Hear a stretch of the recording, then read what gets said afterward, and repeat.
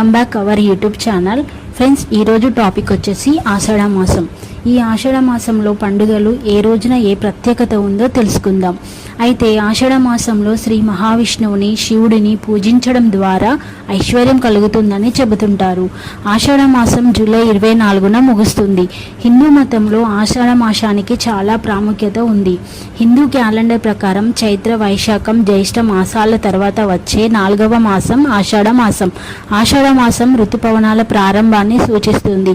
ఆషాఢ శుద్ధ పౌర్ణమి తెలంగాణ రాష్ట్రంలో ప్రత్యేకంగా నిర్వహించే బోనాల సందడి.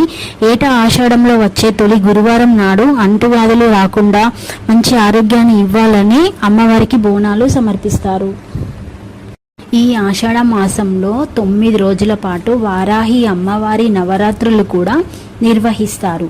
ఏడాదంతా గర్భగుడిలో పూజలు అందుకునే జగన్నాథుడు, బాలభద్రుడు, సుభద్ర ఈ నెలలో భక్తజనం మధ్యకు వస్తారు.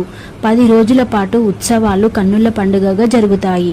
జూలై 6న తొలి ఏకాదశి. దేవతలకు పగటి కాలాన్ని ఉత్తరాయణం, రాత్రి కాలాన్ని దక్షిణాయనం అని చెబుతారు. ఈ ఏకాదశి రోజే శ్రీ మహావిష్ణువు యోగ నిద్రలోకి వెళతాడని పురాణాలు చెబుతున్నాయి. అంటే దేవతలకు రాత్రికాలం ప్రారంభమైందని అర్థం. జూలై 10న గురి పూర్ణిమ. వేదాలను 4 భాగాలుగా విభజించి వేదవ్యాసుడయ్యాడు కృష్ణదైవపాయనుడు. వేదాలు మాత్రమే కాదు, మహాభారతం, భగవతం సహా అష్టదశ పురాణాలు అందించాడు వ్యాసుడు. ఆయన అందించిన ఆధ్యాత్మిక సంపద కారణంగా ఆది గురువుగా పూజిస్తారు. జూలై 13 సికింద్రాబాద్ మహంకాళి జాతర.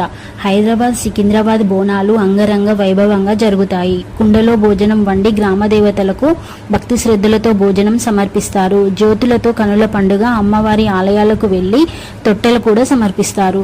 ఉజ్జయిని మహాకాళి దేవస్థానం సికింద్రాబాద్లో జూలై 13న అమ్మవారికి బోనాలు సమర్పణ. 14న రంగం భవిష్యవాణి అమ్మవారిని అంబరిపై ఊరేగింపు కార్యక్రమం ఉంటుంది. ఈ 2 రోజులలో భక్తులు, ప్రజలు లక్షలలో తరలి వస్తారు. జూలై 17 కర్కట సంక్రాంతి. ఆదిత్యుడు నెల రోజులకు ఓ రాశిలో అడుగు పెట్టే రోజని సంక్రమణం అంటారు. మకర రాశిలో అడుగు పెట్టినప్పుడు జరుపుకునేదే మకర సంక్రాంతి. ఈ రోజు నుంచి ఉత్తరాయణం ప్రారంభం అవుతుంది. అలా జూలై 17న కర్కట రాశిలో అడుగు పెడతాడు సూర్య భగవానుడు. ఈ రోజు కర్కట సంక్రాంతి అని పిలుస్తారు. అంటే దక్షిణాయనం ప్రారంభమయ్యే రోజు అన్నమాట. జూలై 20 లాల్ దర్వాజా సింహవాహిని బోనాలు. లాల్ దర్వాజా మహంకాళి ఆలయంలో అమ్మవారికి జూలై 20వ తేదీన లాల్ దర్వాజా సింహవాహిని అమ్మవారికి బోనాలు సమర్పిస్తారు.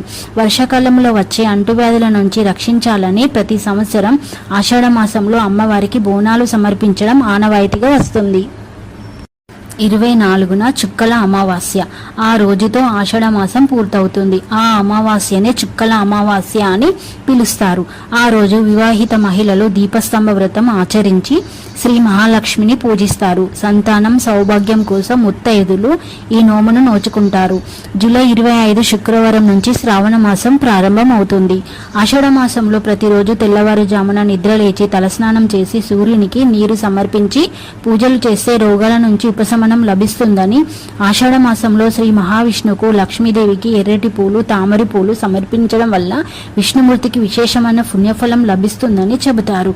అంతేకాదు ఆషాఢ మాసంలో దాన ధర్మాలు చేస్తే మంచి ఫలితాలు ఉంటాయని, లక్ష్మీ కటాక్షం వస్తుందని చెబుతారు. కాబట్టి ఆషాఢ మాస విశిష్టతను గుర్తించి పూజించాలని పండితులు చెబుతుంటారు.